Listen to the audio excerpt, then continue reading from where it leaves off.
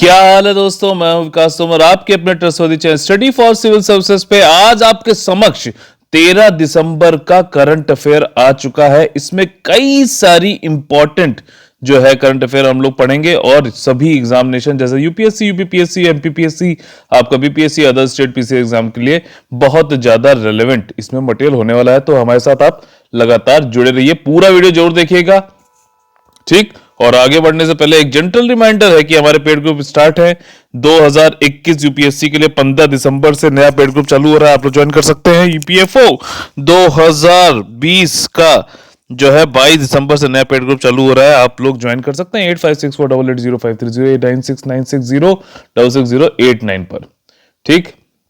चलते हैं अपने पहली न्यूज पे। अच्छा, अपना मोडस ऑपरेंडी आप सभी को याद है, एक रजिस्टर लेके बैठना है, जो मैं एक्स्ट्रा पॉइंट्स पूछूं या फिर क्वेश्चंस पूछूं वहां पे आप लोग को लिखना है उस रजिस्टर में। यहां कमेंट भी करना है, बेस्ट कमेंट जो करता है उसको मैं रोज हाईलाइट करके अपने चैनल पे जो है स्टोरी में शो भी करता हूं मैं, ठीक। इसके अलावा आप लोग को मैप बुक रखनी है। मैप बुक आपको वर्ल्ड की अलग और इंडिया की अलग लेनी है। ओरिएंट, ब्लैक स्वान और ऑक्सफोर्ड की मैप बुक आप लोग को रखनी चाहिए, ठीक। और साथ ही साथ सिलेबस, मैंने आप लोग से कहा था कि मेंस का सिलेबस आपको वर्ड बाय वर्ड रटा होना चाहिए, ठीक। तो चालू कर लेते हैं। जीएस पेपर 2 सामान्य ज्ञान जो है यूपीएससी के सिविल सर्विसेज के मेंस एग्जामिनेशन के हिसाब से जीएस पेपर 2 में पहला जो आ गया यहाँ पे राजमार्ग के लिए भूमि अधिग्रहण एक्विजिशन हेतु केंद्र की शक्ति, ठीक। इस पे सुप्रीम कोर्ट ने कुछ अपने ऑब्जर्वेशन दिए हैं और यहाँ पे सिंपल मेन चीज जैसे मैं आप लोग को बताता हूँ कि क्या मेन बात है यहाँ पे, वो बता देता हूँ कि एक जो है चेन्नई से कृष्णानगर होते हुए, क्या नाम है इस हाईवे का, कृष्णागिरी, ठीक। चेन्नई से कृष्णागिरी जाकर सालेम करवाला जो है ये आपका हाईवे है, ठीक। इसको नेशनल हाईवे में कन्वर्ट कर दिया गवर्नमेंट, सेंट्रल गवर्नमेंट ने। तो जो है लोगों ने कहा कि ये सेंट्रल गवर्नमेंट नहीं कर सकता। सो सेंट्रल गवर्नमेंट को फेवर करते हुए सुप्रीम कोर्ट ने कहा है कि नहीं, सेंट्रल गवर्नमेंट कर सकता है, जो कोई हाईवे बना हुआ है उसके वो जो है नेशनल हाईवे में कन्वर्ट कर सकता है, उसका एक्विजिशन कर सकता है, ठीक। तो इससे ही पहला क्वेश्चन आज आप लोग का आ चुका है। इंटरलिंकिंग करते हुए ये आपको पढ़ना है कि और बताना है कि प्रिंसिपल ऑफ या फिर डॉक्ट्रिन ऑफ एमिनेंट डोमेन क्या होता है। एमिनेंट डोमेन क्या होता है, पूछिए अपने दोस्तों से, बताइए और खुद भी डिस्कस करिए, ठीक है। तो यहाँ पे आप चलिए फैक्ट समझ लेते हैं। यहाँ पे सुप्रीम कोर्ट ने कहा है कि सेंट्रल गवर्नमेंट जो है फुली कॉम्पिटेंट है और वो लैंड, कोई भी लैंड को जो है एक्विजिशन करने के लिए, ये कोई जरूरी नहीं है कि कोई एग्जिस्टिंग या फिर हाईवे जो है कोई एग्जिस्टिंग ही हो, वो एक्विजिशन कर सकता है, ठीक है, उसको नेशनल हाईवे बना सकता है, ठीक। यहीं पे यहाँ पे कह रहा है जरूरी नहीं कि मौजूदा सड़क राजमार्ग ही, कोई भी किसी भी भूमि को अधिसूचित करने के लिए केंद्र पूरी तरीके से सक्षम है। मेन बात यहाँ पे ये हो गई।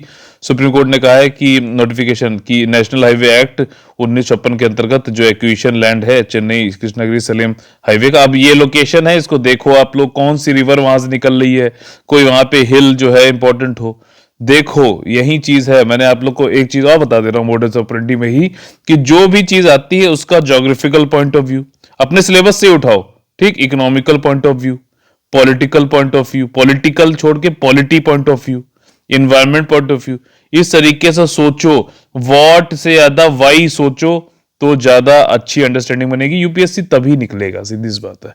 अच्छा, ये जो हाईवे है ये किसका पार्ट है? भारतमाला प्लान फेज 1 का पार्ट है, जिसके अंतर्गत ये भारतमाला प्रोजेक्ट के अंतर्गत 24,800 किलोमीटर जो है रोड बननी और बहुत ज्यादा लाख करोड़ का ये प्रोजेक्ट है। उद्देश्य इसका क्या है कि इंफ्रास्ट्रक्चर बनाना है, ठीक, जो कि गुड्स और पैसेंजर्स को कंट्री मतलब पूरे कंट्री में इधर से उधर हम लोग ले जाया कर सके, ट्रांसपोर्ट उनका हो सके। अच्छा, ये वाला जो पर्टिकुलर हाईवे है चेन्नई कृष्णागिरी सलेम जो हाईवे है वो 277 किलोमीटर का है। 8 लेन का ग्रीन फील्ड प्रोजेक्ट बनेगा। ग्रीन फील्ड और ब्राउन फील्ड में समझ लीजिए जीएफ और बीएफ में क्या फर्क है, ग्रीन फील्ड और ब्राउन फील्ड में क्या फर्क है। ग्रीन फील्ड बिल्कुल स्क्रैच से बनता है, ठीक, पहले बिल्कुल कुछ नहीं होगा फिर वहां से कुछ बनेगा, तो उस प्रोजेक्ट को बोलेंगे ग्रीन फील्ड। अगर कोई पहले से कोई प्रोजेक्ट बना हुआ है, उसी में मरम्मत करते हुए, रेट्रोफिटिंग करते हुए कुछ और जो है चीजें बना रहे हैं, ठीक, एक बिल्डिंग बनी हुई थी मान लीजिए, फिर second building, third floor building बना रहे हैं, तो उसको क्या बोलेंगे, ब्राउनफील्ड प्रोजेक्ट बोलेंगे, ठीक है। तो जीएफ वर्सेस बीएफ का यहाँ पे आपको इसका वो पता चल गया ना, क्या डिफरेंस है मेन। अच्छा, which aims to reduce the travel time, कम हो जाएगा, वही सारी चीजें हैं। सुप्रीम कोर्ट का जो डिसीजन है पॉलिटी पॉइंट ऑफ व्यू से ये इंपॉर्टेंट है। यहाँ पे क्या कह रहा है कि हाँ, जो सेंट्रल गवर्नमेंट की पावर है वो पूरी तरीके से कॉन्स्टिट्यूशन के अंतर्गत, और जो भी उसको लेजिस्लेटिव यानी कि लॉ बनाने की, और एग्जीक्यूटिव पावर यानी कि सरकार की जो पावर है उसके अंतर्गत, designation of a highway as a national highway पूरी तरीके से वेस्टेड है किसके पास, पार्लियामेंट के पास में। तो इसमें यहाँ पे कोई दिक्कत नहीं है, और ये इसलिए ये फ्री है to construct a new national highway keeping view, मतलब डीपीएसपी पार्ट 4 जो है कॉन्स्टिट्यूशन का, डीपीएसपी राज्य के नीति निर्देशक तत्व क्या, जिसके अंतर्गत क्या है कि स्टेट को प्रमोट करना होता है सोशल जस्टिस यानी सामाजिक कल्याण, और वेलफेयर यानी सोशल सामाजिक न्याय और कल्याण पीपुल का करना होता है डीपीएसपी के थ्रू। तो उसके अंतर्गत सेंट्रल गवर्नमेंट ऐसा कर सकता है। याद रखिए क्वेश्चन पहला डॉक्ट्रिन ऑफ एमिनेंट डोमेन का आप लोग को बताना है। अच्छा, अदर एस्पेक्ट परियोजना के संबंधित अन्य पहलू क्या है कि मद्रास हाईकोर्ट ने रूल किया था कि जो टेक ओवर प्रोसीडिंग्स हैं वो गलत हैं, क्योंकि कोई भी एनवायरमेंटल क्लियरेंस नहीं लिया था। तो सुप्रीम कोर्ट ने कहा था कि जो है, जो यहाँ पे किया जा रहा है एक्विजिशन, इसके लिए एनवायरमेंटल क्लियरेंस की जरूरत नहीं है, क्योंकि before the acquisition of the specified, जब तक एक्विजिशन नहीं हो रहा है तब तक एनवायरमेंट क्लियरेंस की जरूरत नहीं है। सुप्रीम कोर्ट ने एक तरीके से सेंट्रल गवर्नमेंट को फेवर किया है यहाँ पे, और इन्होंने कहा है कि इट इज रिक्वायर्ड ओनली, और ये रिक्वायर्ड तभी होगा जब जो है एक्चुअली कंस्ट्रक्शन वर्क स्टार्ट हो जाएगा, ठीक। और कंप्लेंट ये भी कही गई थी कि हाईवे रूट में जो है कुछ चेंजेस किए जा रहे हैं, तो सुप्रीम कोर्ट ने यहां पे भी बोला है कि हाँ, जो भी रूट है उसमें 15% तक का चेंज किया जा सकता है, ठीक।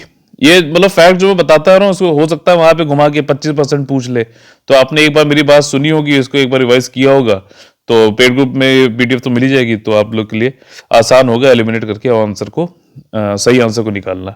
अच्छा, इसकी इंपॉर्टेंस क्या है, वहीं लाइवलीहुड मिलेगा, physical resources, new opportunity, empower होंगे सब लोग, सशक्त बनेंगे, इकोनॉमिक अपॉर्चुनिटी मिलेगी, सस्टेनेबल डेवलपमेंट होगी, और प्रॉपर्टी को और एक्वायर कर सकेंगे, वहीं सारी जो है सिंपल बातें जो होती हैं। अच्छा, ये जो है इसमें ये आसियान जो कंट्रीज हैं, इसकी बहुत ही मजेदार ट्रिक अभी बताऊंगा इसकी कंट्रीज को याद करने का। आसियान डिफेंस मिनिस्टर मीटिंग थी, और ये प्लस वाली मीटिंग है, ठीक। तो इसका मतलब यह है कि डिफेंस मिनिस्टर सिर्फ आसियान के नहीं आए, कुछ और भी आए हैं, ठीक, और 9 कंट्रीज आए हैं, उसके बारे में जानेंगे। यहाँ पे राजनाथ सिंह जो हमारे डिफेंस मिनिस्टर हैं, वो 14th Asian defence minister meeting में गए थे। हनोई वियतनाम में हो रही है, ठीक, हनोई वियतनाम में हो रही है, और यहाँ पे ADMM प्लस, ठीक, ADMM प्लस की जिसकी मीटिंग थी उसका 1 दशक पूरा हो चुका है, 10वीं एनिवर्सरी। तो थी ये मीटिंग कौन सी, 14 एशियन डिफेंस मिनिस्टर्स की मीटिंग थी, हनोई वियतनाम में हो रही है। और यहां पे जो है इन्होंने बताया कि ये 10th एनिवर्सरी थी ADMM प्लस की, ठीक, समझ में आ गया। और इसका वही सब चीजें हैं, अब डिफेंस रिलेटेड है तो कोई लड़ाई झगड़ा तो करने की बात करेगा नहीं, ठीक। सब सारे डिफेंस मिनिस्टर सब लोग क्या कह रहे हैं, पीस बनाना है, शांति बनाए रखना है, ठीक है। और इसमें वही सारी चीजें बात हो रही है। आप फैक्ट थोड़े समझ लेते हैं। पहली मीटिंग जो ADMM की हुई थी वो हुई थी आपकी, ADMM प्लस की बात नहीं हो रही, ADMM की बात हो रही है, एशियन डिफेंस मिनिस्टर्स मीटिंग, वो 2006 में हुई थी कोलालमपुर में, और उसके मेंबर कंट्रीज जो है सारे सारे एशियन वाले ही हैं। 10वीं एशियन समिट जो हुई थी, एशियन समिट की बात हो रही है, वहां पे स्ट्रेटजी बनाई गई थी कलेक्टिव सिक्योरिटी की, ठीक, और जिसमें कि जिसको कि अडॉप्ट किया था एशियन ने, और इसी के अंतर्गत ये कहा गया था कि अब एनुअली ADMM होना चाहिए, ठीक, ADMM, नॉट ADMM प्लस नहीं। अब ADMM प्लस क्या है, जो सेकंड मीटिंग हुई थी आपकी ADMM की सिंगापुर 2007 में, वहां पे कहा गया था कि ADMM प्लस को की स्ट्रेटजी बनाई जाए, ठीक। वही मेन चीज है कि कुछ और 9 कंट्रीज एक्स्ट्रा हैं। अभी आपको बताऊंगा लोकेशन कैसे मेंबर कंट्रीज को याद करना है, इसके 2 तरीके हैं, उसमें से दोनों आपको बता दूंगा, जो सा अच्छा लगे वो आप जो है अपनाना, ठीक। पहली मीटिंग जो ADMM प्लस की जो है अभी 10वीं जो है हनोई वियतनाम में हो रही है, पहली वाली भी 2010 में भी हनोई वियतनाम में ही हुई थी। और एडीएमएम जो है 2006 में पहली बार कहां पे हुआ था? कोलालमपुर में। कोलालमपुर कहां पर है? मलेशिया में है। ठीक, अब एडीएमएम करता क्या है? प्लेटफॉर्म है एशियान का, जो कि नेगोशिएट करता है पार्टनर कंट्री के साथ में कि सिक्योरिटी को बढ़ाओ, डिफेंस कोऑपरेशन करो, सहयोग करो, पीस, शांति, स्टेबिलिटी, डेवलपमेंट करो। अच्छा देखो, एक चीज समझ लेना, अगर जैसे आपका बता दो, अगर आपके पास मेंटल पीस नहीं है, आप हमेशा सोचते रहते हैं कुछ और, आप परेशान हो जाते हैं, कोई कुछ कह देता है, तो आप जो है डेवलप नहीं कर पाओगे। सीधी सी बात है ये। मन को शांत करो, तभी पढ़ाई में जो है सक्सेसफुल हो पाओगे। ठीक, तो आगे यहां पे क्या है कि पार्टनर कंट्रीज कौन कौन से हैं, अभी इनको जो है एक फिगर के साथ में आपको याद करवाऊंगा। Australia, China, India, Japan, New Zealand, South Korea, Russia and the United States in addition to ASEAN. ASEAN 10 हो गए और ये 9 कंट्रीज, तो पूरे टोटल कंट्रीज कितने हो गए? 19। ठीक, इसका एम क्या है? म्यूचुअल ट्रस्ट, कोऑर्डिनेशन होना चाहिए, डिफेंस, ग्रेटर डायलॉग और ट्रांसपेरेंसी, वही सब चीजें हैं। इंडिया की पोजीशन जो है, इंडिया बस वही थोड़ा सा स्टांस इनडायरेक्टली जो है चाइना के अगेंस्ट वाली बातें यहाँ पे करेगा कि भाई फ्यूचर साउथ ईस्ट का यही है कि हम सब लोग साथ में मिलके चैलेंजेस को जो है खत्म करें। और हम यहाँ पे जो है कोर मतलब मूल जो सिद्धांत होने चाहिए वही है कि इंडिपेंडेंस, स्वतंत्र और इंक्लूसिवनेस, यानी कि आपका जो है सामूहिक समाधान और स्वतंत्रता और समावेशिता और स्पष्टता के साथ में काम हमें करना चाहिए। ये हमारे कोर प्रिंसिपल होना चाहिए। अच्छा, मेंस में जो लोग हैं, आईआर में अगर क्वेश्चन आता है तो ये कोर प्रिंसिपल्स आईआईसी या फिर आईसीआई ऐसे करके याद करो। इंडिपेंडेंस, इंक्लूसिवनेस, क्लैरिटी, यानी कि स्वतंत्रता, समावेशिता और स्पर्शता। ठीक, इसको ऐसे आप लिखोगे तो ज्यादा अच्छे मार्क्स मिलेंगे। और साथ ही साथ उन्होंने ये कहा है कि बायोसिस्टमिज्म नहीं जाएंगे, टेक्सोनॉमी होता है आपका प्लांट्स और आपका एनिमल्स का। ठीक, और इंटरनेशनल ट्रैफिकिंग, ठीक, जो आपका जो है स्मगलिंग हो रही है, एपियोमेडियोलॉजिकल डिजीजेस, ये थ्रेड। अब ये एक तरीके से जो है चाइना को और कोविड वाले सिचुएशन में इनडायरेक्टली कह सकते हो आप। और साथ ही साथ इंडिया ने ये भी बोला है कि रूल बेस्ड ऑर्डर होना चाहिए, कोई भी अपनी मनमानी नहीं करेगा, रूल जो बने हुए उसके हिसाब से चलना चाहिए, मैरीटाइम सिक्योरिटी होना चाहिए। साउथ चाइना सी वाला जो सिचुएशन चल रहा है आप लोगों को पता ही है। ठीक, साइबर रिलेटेड क्राइम और टेररिज्म थ्रेट को भी कम करना है। ठीक, वही सारी बातें। Regional training, table top exercise होनी चाहिए। अच्छा, टेबल टॉप एक्सरसाइज क्या होती है ये आप लोग को कमेंट करके बताना है। बहुत इजी है, नाम में छिपा हुआ, लेकिन फिर भी स्पेसिफिकली आप लोग को बताना है कि क्या चीज, निर्दिष्ट तरीके से आपको बताना है कि कैसे क्या चीज बताना चाह रहा है इसमें। ठीक, रीजनल ट्रेनिंग होनी चाहिए, वही चीजें ताकि हम एक दूसरे को जान सकें, सिक्योरिटी और मेंटेन कर सके पीस को। और जो इंडिया का आईआर में बहुत ज्यादा इंपॉर्टेंट है, आप लोग मेंस में लिख सकते हैं, हो सकता है अलग से ही पूछ ले। वासुदेव कुटुंबकम की फिलॉसफी पे हम लोग चलते हैं। इसका मतलब यह होता है कि पूरी दुनिया एक परिवार है। और साथ ही साथ सर्वे भवन्तु सुखिनः, जिसका अर्थ यह होता है कि सभी शांति से रहें। ठीक, इस पे भारतीय सभ्यता ये मूल इनके हैं, कोर है हमारा और इंडियन सिविलाइजेशन का। और देयरफॉर जो है यहाँ पे क्या है कि समावेशिता, समानता और खुलापन। ठीक, IQO या फिर OIE कुछ भी करके याद कर रखिए, इसको नोट्स बना लीजिए। अब देखिए यहाँ पे मैं आप लोग को एक इंपॉर्टेंट एशियान की कंट्रीज कैसे याद करनी है उसका सिंपल से ट्रिक है। आपको पसंद आए तो ठीक है, नहीं तो कोई और भी आप अपना बना सकते हैं। 2 तरीके से आप मेंबर कंट्रीज को याद कर सकते हो। एक तो आप मैप देख देख के और उनकी लोकेशन भी वैसे ही बनाओ।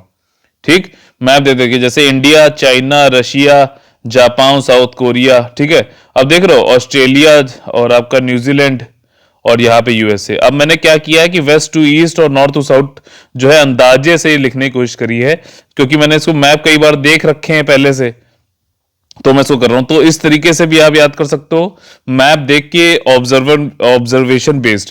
दूसरा तरीका क्या है कि आप कोई एब्रिविएशन या फिर कोई ट्रिक बना लो, जैसे कि CLMVT।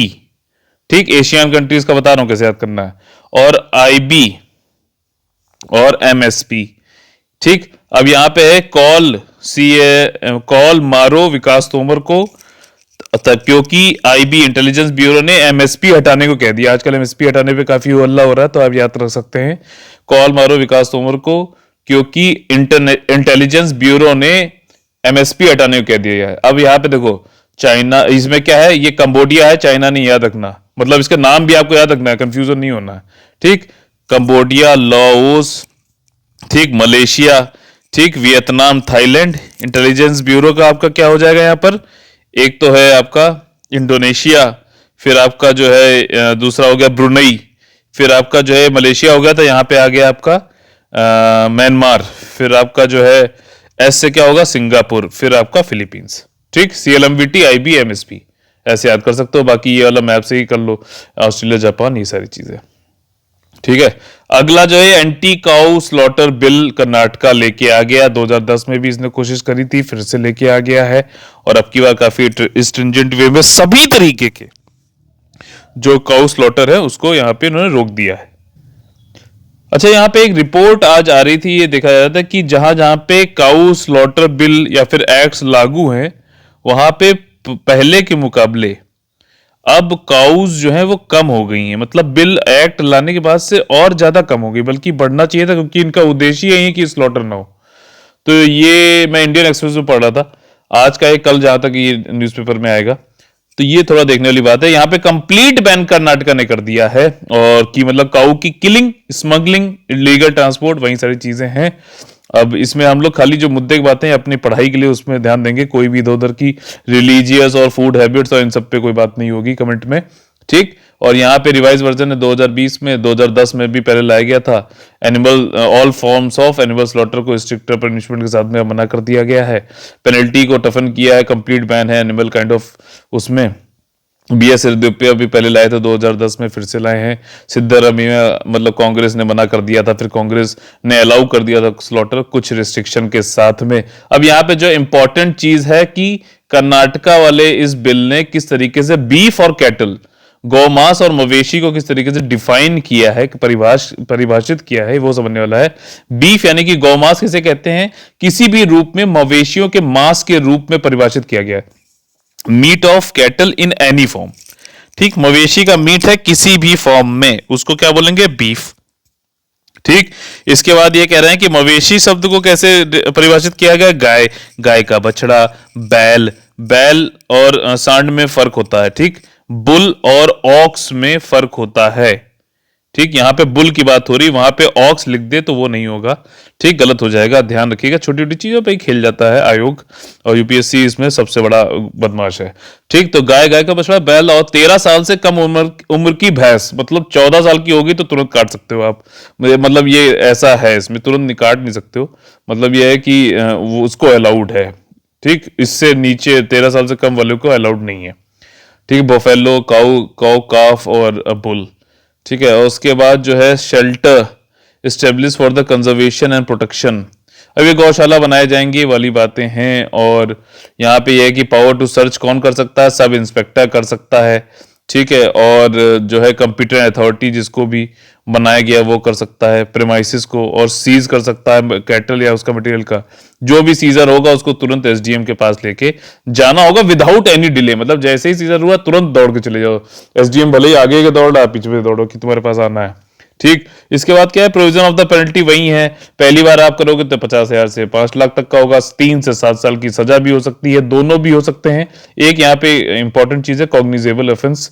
ठीक, संज्ञेय अपराध। अभी इसका मैं पूछूंगा आपसे क्वेश्चन, तो तैयार रहिए। अच्छा, कई बार अगर कोई सेकंड एंड सब्सिक्वेंट ऑफेंस भी करता है तो वो 1 लाख से लेके 10 लाख तक का जुर्माना भी, हर्जाना भी भर सकता है। अच्छा, कॉग्निजेबल ऑफेंस जो है उसमें क्या है कि पुलिस आपको अरेस्ट कर सकती है। ये इस तरीके के ऑफेंस होते हैं जिसमें इमीडिएट अरेस्ट की मतलब जरूरत है। ठीक, तो इसलिए इमीडिएट अरेस्ट की जरूरत है, तो कोर्ट से आपको वारंट और इन सब लाने की जरूरत नहीं है। ठीक, तो यहाँ पे प्रिंसिपल बात यह है कि पुलिस ऑफिसर आपको वारंट कोर्ट से लाए बिना भी अरेस्ट कर सकता है, और फिर यह है कि आपको 24 घंटे के अंतर्गत मजिस्ट्रेट के पास जाना होगा।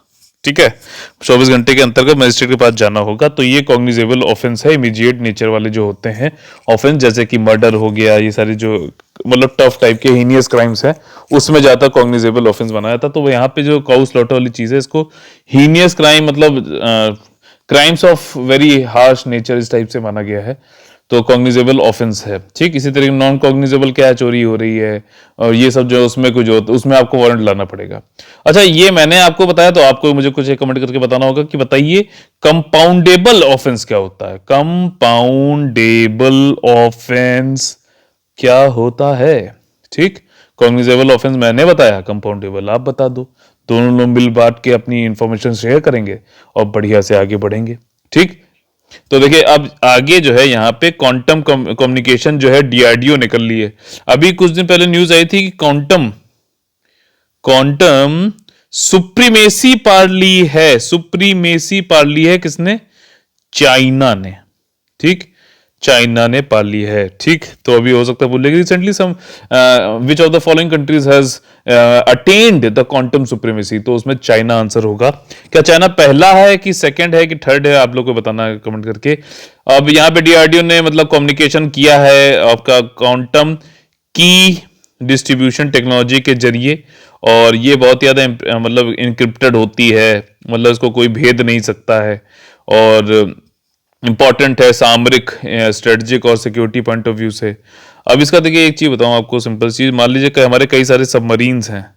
अब उसको भारत से हमें उसके जो भूभाग है लैंड से, वहां से कुछ उसको भेजना है, ये पानी में चल रहा है, अंडर ही अंदर पानी में। अब बीच में कोई इसको डिटेक्ट कर ले हमारे पाकिस्तान टाइप के दोस्तों के द्वारा, तो क्या होगा कि ये इसकी लोकेशन जान के इसको खत्म भी कर सकते हैं।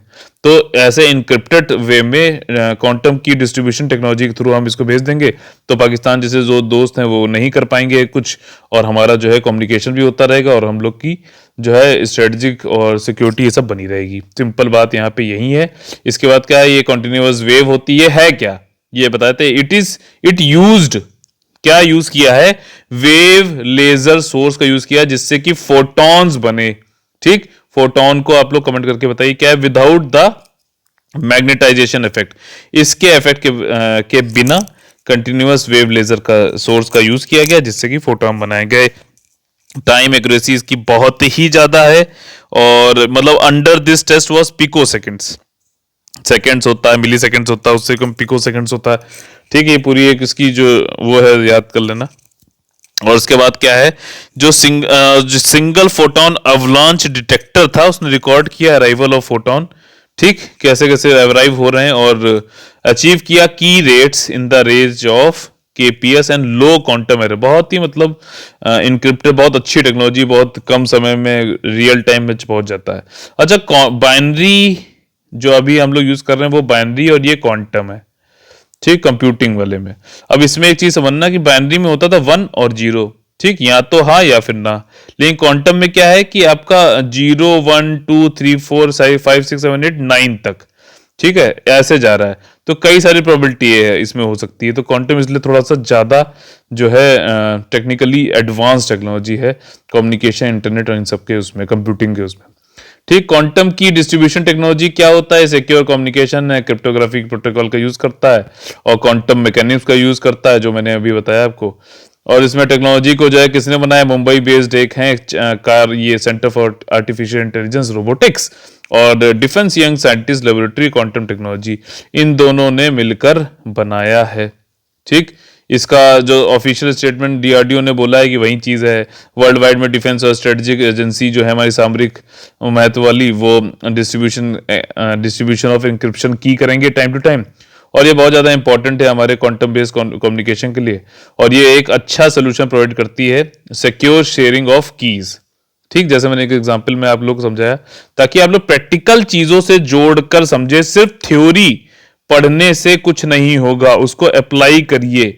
इंफॉर्मेशन को जब अप्लाई करते हैं तभी वो नॉलेज कहलाती है, और जितना अच्छे से आप उसको अप्लाई करेंगे नॉलेज को, उसको विजडम कहते हैं। ठीक, सिंपल सी एक वो है, विजडम आपने पा लिया तो बढ़िया है। बस आपको विजडम यहाँ पे दिलवानी है, वो अचीव करवाना है। और यहाँ पे यही कह रहा है कि स्टेटमेंट डीआरडीओ ने बोला कि work done by DRDO help, ये मतलब डीआरडीओ ने जो चीज बोली है कि हम इसका यूज करेंगे हेल्प करने में स्टार्टअप, जो नए नए स्टार्टअप्स हैं।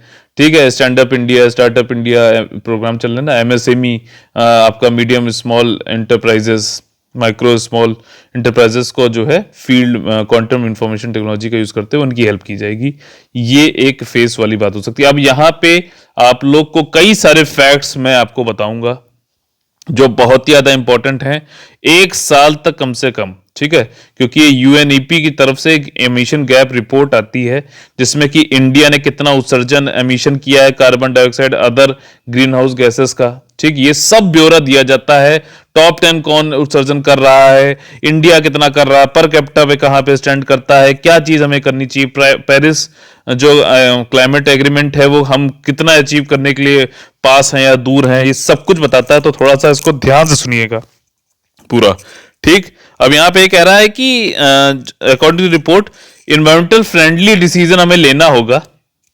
मतलब ऐसा नहीं कोविड-19 पेंडेमिक खत्म हो फिर उसके बाद हमने अपनी भट्टियां सब जो है कोयले वाली वो सब चालू कर दिया और जो है मतलब जितना थोड़ा बहुत तो इनडायरेक्टली फायदा हुआ ही है एटमॉस्फेयर को कोविड-19 की वजह से, तो वो सब खत्म हो जाए। तो यहाँ पे कह रहा है कि projected green house gas emission by 30, अगर हम सही से एनवायरमेंट फ्रेंडली वाले डिसीजन लें कोविड-19 के पेंडेमिक से उभरने के लिए, तो ये कहा जा सकता है कि 2030 तक हमारे जो ग्रीन हाउस गैसेस के एमिशंस हैं वो 25% तक कम हो सकते हैं। अब जो ये एमिशन गैप रिपोर्ट 2020 वाली है, यूएनईपी निकाली, जिसको मैंने अभी कल परसों बताया था। नायरोबी में इसका क्या है, सेक्रेटेरिएट है, हेडक्वार्टर है, जो भी है। ठीक, अगर ये कह रहा है यहाँ पे अगर हम अभी जिस हिसाब से चल रहे हैं अगर, तो उस हिसाब से जो टेम्परेचर का इंक्रीज होगा, ठीक, हमारे सेंचुरी के एंड होने तक मतलब 2100 तक, वो करीबन 3.2 डिग्री सेल्सियस तक हो जाएगा और ये बहुत ही ज्यादा डिजास्टरस है।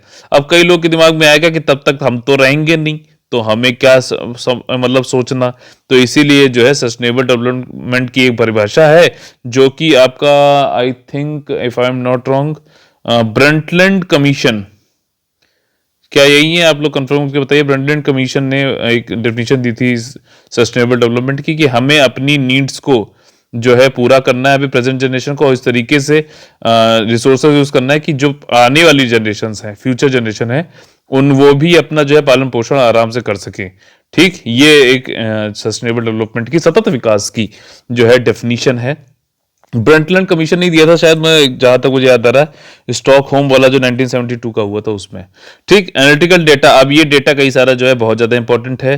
ग्रीन हाउस गैसेस एमिशन जो है बढ़ रहे हैं लगातार और लगातार तीसरे साल बढ़े हैं और इवन इन 2019 ऑल्सो, और जहां पर ये 52.4 giga ton of carbon equivalent बढ़ गया था और इसमें जो है विदाउट लैंड यूज चेंजेस को नहीं देखा गया है। लैंड यूज चेंजेस क्या है, मान लीजिए फॉरेस्ट था, उसको उसमें आग लग गई, उसमें कुछ हो गया कट के, अब ये एग्रीकल्चर हो गया, या फिर जो है यहाँ पे कुछ और बना दिया गया। तो लैंड यूज चेंजेस को जब इन्होंने इंक्लूड नहीं किया है तब इतना ज्यादा जो है उत्सर्जन जो है देखा गया है, 52.4 गीगाटन्स ऑफ कार्बन इक्विवेलेंट। ठीक, और इसमें एक आ गया बट देयर इज, अब मतलब फिर भी ये देखा गया है कि एमिशन जो ग्रीन हाउस गैसेस का है वो थोड़ा सा रेट जो है वो स्लो डाउन हुआ है। ठीक, रेट एब्सोल्यूट नंबर में काफी बढ़ा है ये लगातार। ठीक, अच्छा, ओईसीडी जो है इसमें कौन कौन सी कंट्रीज आती हैं, क्या इसका इंडिया मेंबर है क्या, आप लोगों को बताना है कमेंट करके। तो उसमें कह रहे हैं कि यहां पर तो एमिशन कम हो रहा है, ठीक, लेकिन जो नॉन ओईसीडी का इकोनॉमीज है वहां पे बढ़ रहा है। अब इंडिया इसका मेंबर है कि नहीं, आप लोग को बताना कौन कौन इसमें आता है। और चलिए इंडिया है कि मेंबर कि नहीं, बस इतना कमेंट करके जो बता दीजिए। जो सबसे अच्छा कमेंट करेगा उसको मैं हाईलाइट करके और उसका जो है अलग से अपनी स्टोरी में डालूंगा कि जो सबसे अच्छे कमेंट सबसे ज्यादा सारे क्वेश्चंस के आंसर देगा। ठीक, और आप लोग लाइक वाइक नहीं करते यार, प्लीज लाइक कर दिया करो, मोटिवेशन का वही है, लाइक शेयर सब्सक्राइब कमेंट करो ना। ठीक, आप लोग को रोज सुबह 6 बजे मिलेगा, ये रोज आप लोग को देखना है। ठीक, अब इसके बाद जो है फॉसिल जो जीवाश्म वाला कार्बन डाइऑक्साइड एमिशन है वो रिकॉर्ड तौर पे बढ़ा है 2019 में 38.0 गीगाटन ऑफ कार्बन डाइऑक्साइड के बराबर बढ़ा है। ये इतना ज्यादा बढ़ गया है, ठीक, ये रीच हो चुका है। और 2010 से अगर देखा जाए तो एमिशन जो है ग्लोबल ग्रीन हाउस गैसेस का वो इंक्रीज हुआ है हर साल 1.4 एवरेज अगर निकालें तो। मान लीजिए किसी साल 2 बढ़ा, किसी साल 0.5 बढ़ा, एवरेज जो है वो 10 मतलब 2010 से कितना है 1.4% बढ़ा है हर साल। ठीक, 2019 तक। और this increase has been increased by, ठीक, ड्यू टू फॉरेस्ट कवर, नहीं फॉरेस्ट फायर होगा यहाँ पे। ठीक, दवानल की वजह से। अब ये क्या है 2019 में क्या हुआ है कि ये जो इंक्रीज हुआ है ग्लोबल ग्रीन हाउस गैसेस का वो इंक्रीज हुआ है 2.6%। और वो इसलिए क्योंकि फॉरेस्ट फायर बहुत ज्यादा लग गई है हर जगह। और फॉरेस्ट मतलब ट्री क्या होता है, ट्री में क्या है कि कार्बन जो है उसके अंदर सिक्वेस्ट्रेटेड रहता है, अंदर ही बना रहता है। जब ये जल जाएगा तो कार्बन आसमान में, एटमॉस्फेयर में फिर से रिलीज हो जाता है। समझ में आ रही बात? ठीक, कार्बन सिक्वेस्ट्रेशन पढ़ा है ना। ओवर द पास्ट डेकेड यहाँ पे ये कह रहा है कि टॉप 4 एमिटिंग कंट्रीज कौन कौन सी है? चाइना, यूनाइटेड स्टेट्स और इंडिया। ठीक, कंट्रीज की बात हो रही है। अगर यूरोपियन यूनियन 27 प्लस यूके को जोड़ लोगे तो ये थर्ड नंबर पे आएगा, नहीं तो इंडिया थर्ड नंबर पे आएगा। ठीक, टॉप 4 जो है वो आपके चाइना सबसे ज्यादा, फिर यूएसए, फिर ईयू 27 प्लस यूके को अलग ले रहे हैं क्योंकि ब्रेक्सिट हो चुका है, और उसके बाद फिर इंडिया आता है। और ये कितना कंट्रीब्यूट करते हैं? 55% जो टोटल है ग्रीन हाउस गैसेस का एमिशन पूरे वर्ल्ड में, उसका जो है ये सिर्फ 4 लोग ही 55% कवर कर लेते हैं। टॉप 7 में जो और एमिटिंग कंट्रीज हैं वो कौन कौन सी? Russia, Japan. ठीक, और इंटरनेशनल ट्रांसपोर्ट को भी जोड़ दिया गया है। ये 65%। G20 मेंबर जो है, क्या इंडिया इसका मेंबर है? पूछता जा रहा हूं आपसे कि इंडिया मेंबर है कि नहीं, क्योंकि यूपीएससी भी ऐसे ही पूछता है। वो इस पे इंटरेस्टेड रहता है कि इंडिया इसका मेंबर है कि नहीं है। ठीक, या फिर जो है उसमें कौन सा मैप बुक प्लीज देखिए लोकेशन में, सिर्फ पढ़ के आपको याद नहीं होगा, मैप में देखना ही पड़ेगा लोकेशन वाइज। ठीक, और जब मैप देखो तो आप तो ट्रॉपिक ऑफ कैंसर भी देखो, कर्क रेखा, मकर रेखा, भूमध्य रेखा, कौन कौन से कॉन्टिनेंट से कहां से पास हो रहे हैं, ग्रीनविच मेरिडियन कहां से पास हो रहा है, करो। ये करना पड़ेगा, पढ़ना है, आगे बढ़ना है, तो कुछ टाइम के लिए सड़ना है, सीधी सी बात है। और जितना ज्यादा सड़ोगे उतना ही ज्यादा जो है प्रपोल करोगे, सक्सेस जल्दी मिलेगी। ठीक, नहीं तो ज्यादा टाइम तक सड़ना पड़ेगा। ठीक है, लेकिन सक्सेस तो मिलके रहेगी क्योंकि आपने डेडिकेटेड हो तो मिलेगा जरूर। ठीक है, G20 मेंबर जो है वो 78% ग्लोबल ग्रीन हाउस गैसेस को वो करते हैं कवर।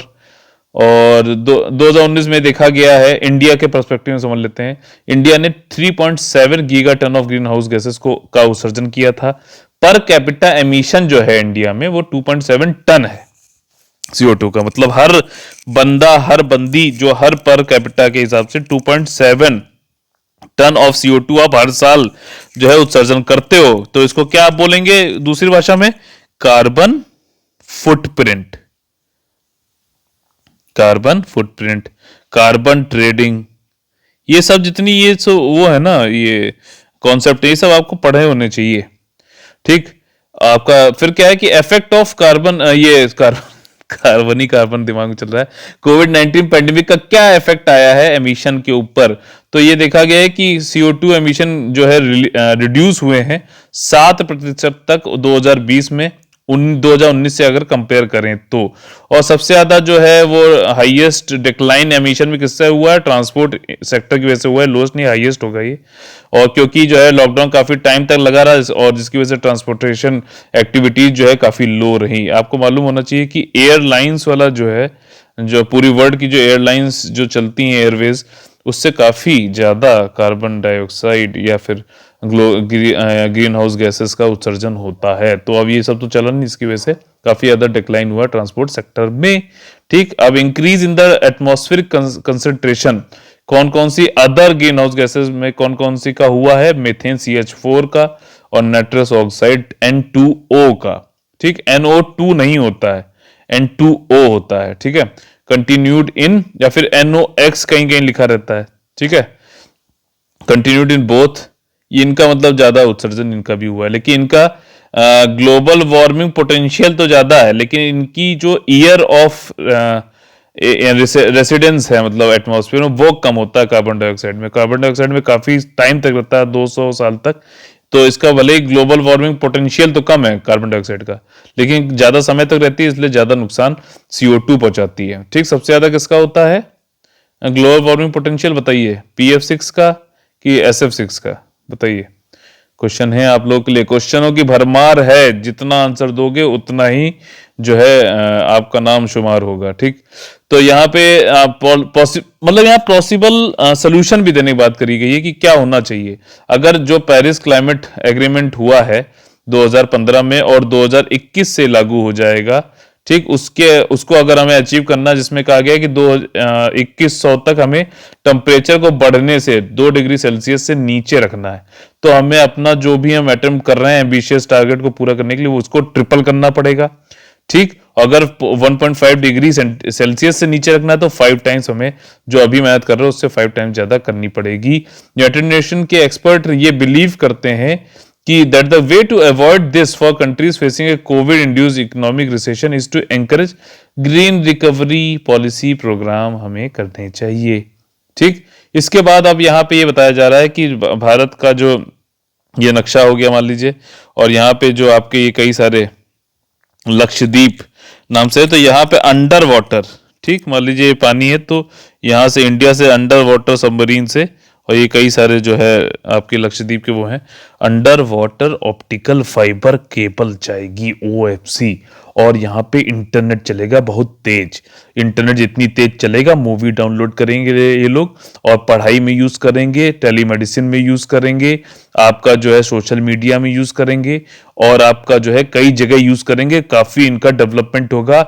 ई कॉमर्स वाली फैसिलिटीज में यूज करेंगे, आपका जो है जितने अभी ई सर्विसेज जो गवर्नमेंट प्रोवाइड करती है वो सब इनको मिलेगा, सारी चीजें इनका बहुत ज्यादा हो जाएगा। तो इसी से रिलेटेड मेरा आपसे लोगों से एक और साधारण सा क्वेश्चन है कि right to internet, right to internet is a fundamental right है कि नहीं है, आप लोग को ये कमेंट करके बताना है विद प्रूफ कि सुप्रीम कोर्ट ने किस केस में बोला, किस आर्टिकल के अंतर्गत आता है, ऐसे बताइएगा। हाँ ना किसी ने बोल दिया तो तुक्का हो गया।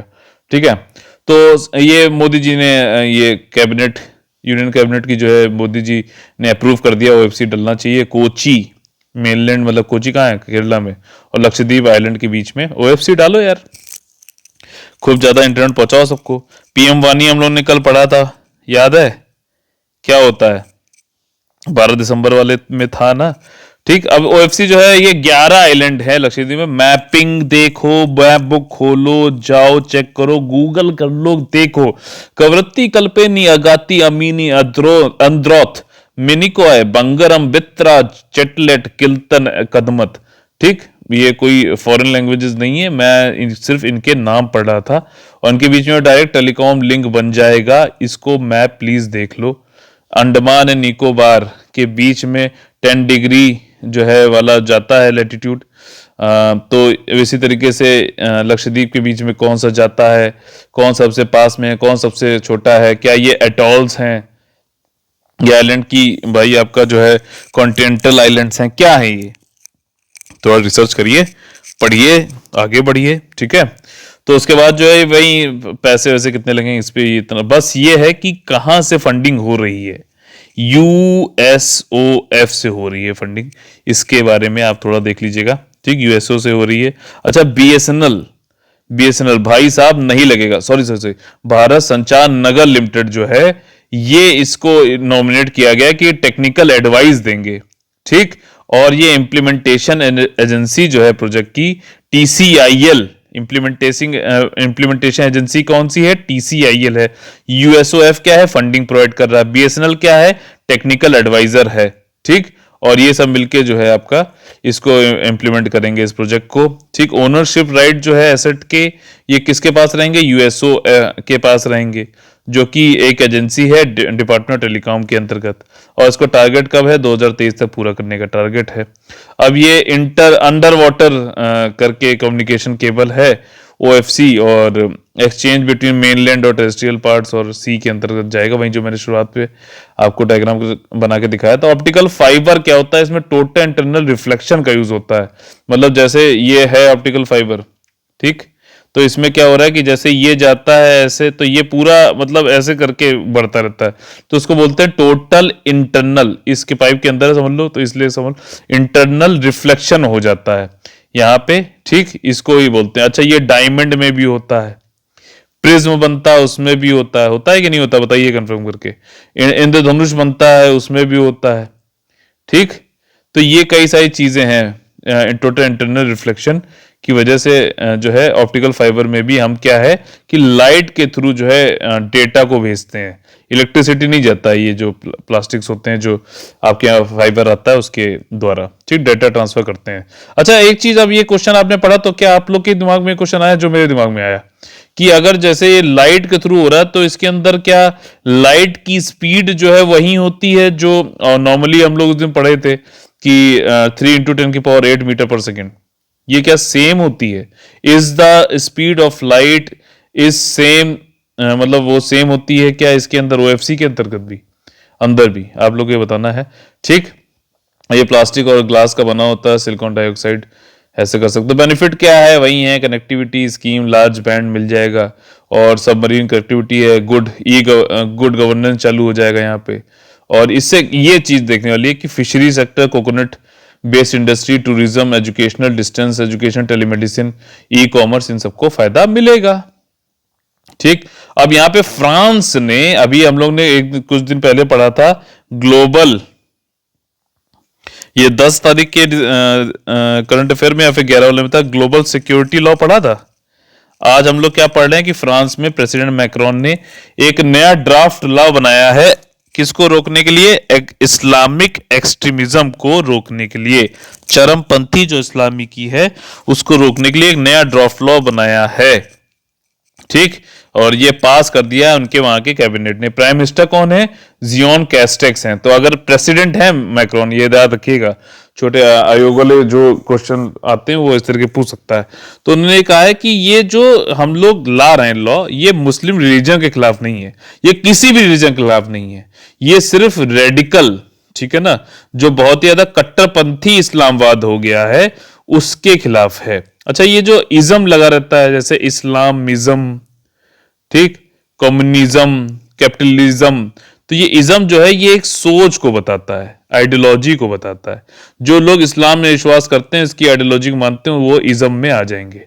ठीक है, एक जनरल सी इंफॉर्मेशन है।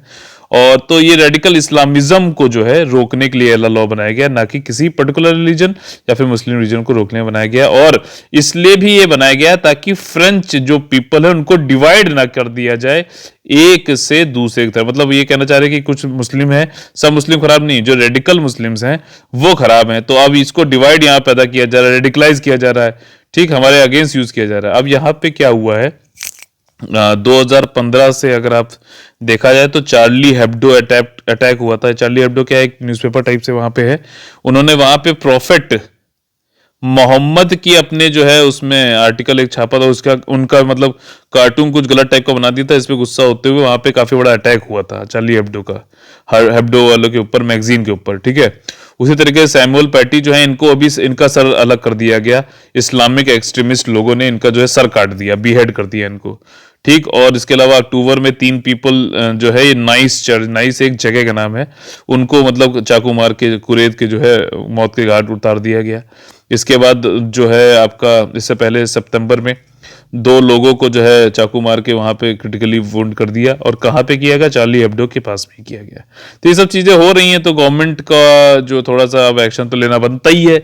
और साथ ही साथ फ्रांस में जो है इलेक्शन भी आ रहे हैं, तो लोग ये भी कह रहे हैं कि इलेक्शन आ रहे हैं तो इस्लामिस्ट एक्सट्रीमिस्ट के खिलाफ ये करके कुछ पॉइंट वोट बटोरने के चक्कर में है, जो भी मतलब हो। लेकिन ये जो वायलेंस हो रहा है, इसको, ये तो निंदनीय है बहुत ज्यादा, और इसको तो रोकना ही चाहिए, भले ही लॉ बना के कुछ स्ट्रिक्ट कदम बना के लेना ही चाहिए। ताली एक हाथ नहीं बसती, सब जगह होना चाहिए हर तरीके से, बस पीस को मेंटेन करना, बनाना बहुत जरूरी है।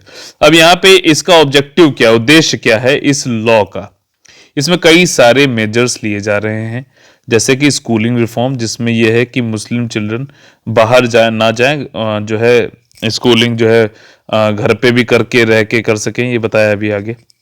जो मॉस्क हैं और जो प्रीचर्स हैं उनके ऊपर टाइट कंट्रोल किया जाए।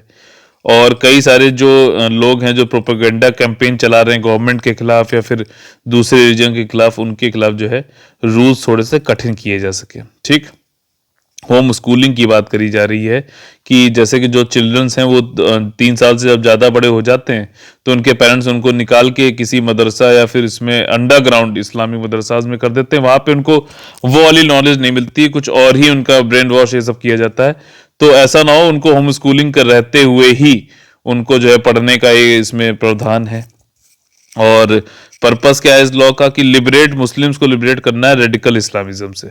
ठीक, मुस्लिम को टारगेट नहीं करना, ये कह रही है गवर्नमेंट।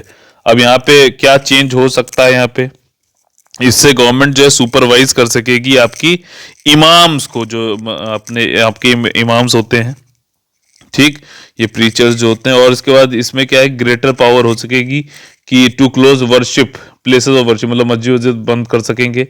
और जो कि पब्लिक सब्सिडीज कुछ पाते हैं। अब देखो ये सब पूरा सिस्टम चल रहा है, तो आपके दिमाग में आना चाहिए कि इंडिया के संविधान से रिलेटेड कौन कौन से आर्टिकल इसमें आते हैं। तो 25 से 28 आर्टिकल को आप लोग को अच्छे से पढ़ना चाहिए, लक्ष्मीकांत की बुक से या जहां से भी आपको लगे इनके बारे में अच्छे से पढ़ना चाहिए। ठीक है, कि भाई उसमें भी एक जगह दे रखा है ना कि कुछ एजुकेशनल इंस्टीट्यूशंस हैं जो जहाँ पे स्टेट गवर्नमेंट मतलब जो सरकार है उनका कुछ पैसा जाता है, तो वहाँ पे हम क्या कर सकते हैं, वहाँ पे क्या रिलीजियस कोई अगर भाषणबाजी हो रही तो आप उसमें जाना चाहिए, या फिर कहाँ दिया जा सकता है रिलीजियस भाषण, कहाँ नहीं दिया जा सकता है। 25 से 28 आर्टिकल जो हैं राइट टू रिलीजन वाले, उनको आपको पढ़ना चाहिए। ठीक, होम टास्क भी लिखते चलो, करते चलो, डेली टास्क ये करते जाना, रोज कमेंट करो, रोज जो है वीडियो देखो।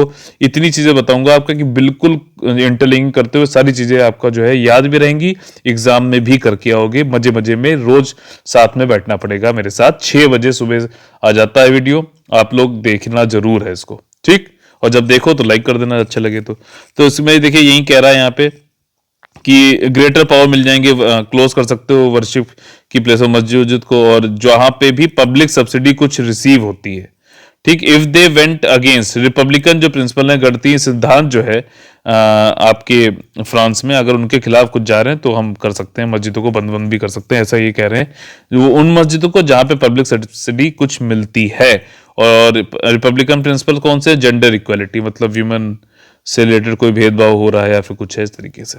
ठीक, अच्छा, स्टेट एम्प्लॉय पर ऑलरेडी बैन लगाया जा चुका है कि वो किसी भी रिलीजियस सिंबल को जो कि डिस्टिंक्टिव है, विशिष्ट है, जो दिखाता है कि हाँ ये किसी पर्टिकुलर रिलीजन से है। ठीक, स्टेट एम्प्लॉय मतलब सरकारी जो कर्मचारी हैं, और वो लोग मतलब कोई ऐसी चीज कोई सिंबल ऐसा पहन रहे हैं या फिर वो कर रहे हैं कि जिससे इनको पता चलता है अच्छा ये पर्टिकुलर रिलीजन से है, तो वो चीजें नहीं पहनना है, ये बैन ऑलरेडी लग चुका है। जैसे कि हिजाब, ठीक, मुस्लिमों में जो औरतें होती हैं वो हिजाब लगाती हैं, बालों को अपने कवर करके रखती हैं, उसको नहीं पहनना, मतलब ये बैन ऑलरेडी कर दिया गया है वहां पे।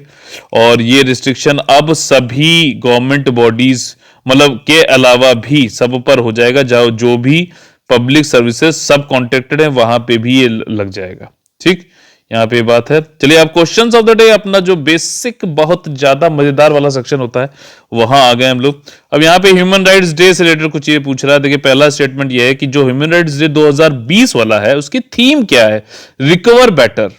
ठीक, अच्छे से रिकवर करो, is stand up for human rights, सही स्टेटमेंट है। अच्छा, दूसरा स्टेटमेंट ये है कि ह्यूमन राइट डे जो है 12 दिसंबर नहीं 10 दिसंबर को मनाया जाता है पूरी दुनिया में। सेकेंड स्टेटमेंट गलत हो गया। अब सेकेंड स्टेटमेंट गलत है तो बी नहीं हो सकता, डी नहीं हो सकता, बचा दो। अब इसमें ए और सी, ये क्वेश्चन कैसे वहां पे करना है हीट ऑफ द मूवमेंट में, ये मैं वैसे वो चीज आप लोगों को बता रहा हूं, एक एक चीज आपके लिए तैयार करने में यहाँ पे बताई जाएगी। अब ये दो ऑप्शन है, अगर यहाँ पे आपको क्लियर नहीं हो रहा, आपकी फर्स्ट रीडिंग चल रही है, तो आप क्या करो, आप आगे बढ़ जाओ और इस पे कोई ऐसा मार्क बना दो या कुछ बना दो, ताकि जब आप वापस आओ तो तुरंत आपको मिल जाए कि अच्छा इसमें दो ऑप्शन में से कोई एक ऑप्शन है जो कि जिसमें से आंसर है। तो जब सेकंड रीडिंग में आप आओगे तो इस तरीके वाले जो क्वेश्चन है उनको जरूर करना है। ठीक, जरूर करना है। तो अब यहाँ पे आप देखोगे कि अच्छा पहला वाला तो बिल्कुल सही हो गया क्योंकि ये दोनों में है, थर्ड वाले को देखना है। अब थर्ड वाला क्या है, human rights is being observed by the United Nations since the day universal declaration of the human rights was adopted 1948 में। ठीक, तो क्या ऐसा है क्या, हाँ बिल्कुल है, तीसरा भी सही है, तो इसलिए सी ऑप्शन इसका सही हो जाएगा। अब यहाँ पे ये 10 दिसंबर को होता है, सिंपल सी बात है। अगला जो क्वेश्चन है वो हमारा किससे, यूनाइटेड नेशन पॉपुलेशन अवार्ड से, और जो स्टेटमेंट दिए गए हैं उनमें से कौन सा स्टेटमेंट गलत है ये पूछा गया है। तो पहला स्टेटमेंट देख लेते हैं। यूएन पॉपुलेशन अवार्ड जो है वो इंट्रोड्यूस किया गया था 1990 में यूनाइटेड नेशन जनरल असेंबली के द्वारा। नहीं, ये गलत है, 81 में किया गया था। काफी फैक्चुअल टाइप का ये क्वेश्चन स्टेटमेंट था, तो इसमें गेस करने की जरूरत नहीं, अगर आपको आता तभी करिएगा। अच्छा, यहाँ पे जो सेकेंड स्टेटमेंट है इसमें ग्यालियम संगय वांगचुक, ठीक, ये क्वीन मदर ऑफ भूटान है, तो इनको इंडिविजुअल कैटेगरी में और हेल्पेज इंडिया को इंस्टीट्यूशनल कैटेगरी में यूनाइटेड नेशन पॉपुलेशन अवार्ड 2020 का दिया गया है। अच्छा, यहाँ पे जो है यही कहना चाह रहा है, इंडिविजुअल कैटेगरी और इंस्टीट्यूशनल कैटेगरी में दिया जाता है ये वाला नेशनल पॉपुलेशन अवार्ड। और ये किस में क्यों दिया जाता है, रिप्रोडक्टिव हेल्थ और पॉपुलेशन एंड रिप्रोडक्टिव हेल्थ की फील्ड में जिन्होंने सिग्निफिकेंट कंट्रीब्यूशन किया, महत्वपूर्ण योगदान किया हो। 1992 में जेआरडी टाटा को भी ये इंडिविजुअल कैटेगरी में मिल चुका है। यहाँ पे पहला वाला सिर्फ गलत था, बाकी तीनों सही है। तो ऑप्शन आपका यहाँ पे पूछा था कौन सा फॉल्स है, तो बी वन ओनली वाला फॉल्स हो जाएगा। ठीक, अब यहाँ पे दूसरी चीज है नैरो बैंड साइंस से रिलेटेड काफी अच्छा क्वेश्चन है। Narrow band internet of things network के बारे में कौन कौन से स्टेटमेंट सही हैं। अब देखिए सबसे बड़ी बात है कि बीएसएनएल जो है भारत संचार क्या है, भारत संचार निगम लिमिटेड, इनके द्वारा ये कहा गया है कि ये लॉन्च करेंगे दुनिया का first satellite based narrow band internet of things network in India. ये पहला satellite based narrow band internet of things network होगा जो कि सेटअप किया जाएगा बीएसएनएल और स्काईलो के द्वारा।